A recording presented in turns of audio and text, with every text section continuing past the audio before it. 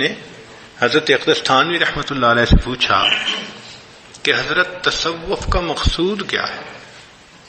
حضرت تصوف کا مقصود کیا ہے؟ تو حضرت نے فرمایا کہ انسان کی رگ رگ اور ریشے ریشے سے گناہوں کا کھوٹ نکل جائے، یہ تصوف کا مقصود ہے۔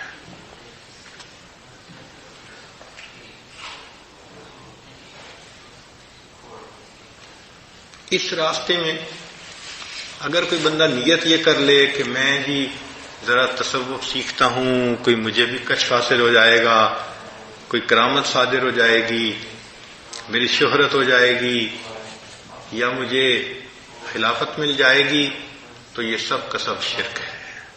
یہ کیا ہے؟ یہ شرک ہے۔ اس سے توبہ کرنی چاہیے۔ اس نیت کے ساتھ سیکھنا منع ہے، اس لیے نیت کو بھی پاک کر لیں کہ نیت ہے تو میں اس لیے ذکر سیکھنا چاہتا ہوں کہ خدا کا بندہ بن جاؤں، میں انسان بن جاؤں، اللہ کے بندوں میں میرا نام شمار ہو جائے۔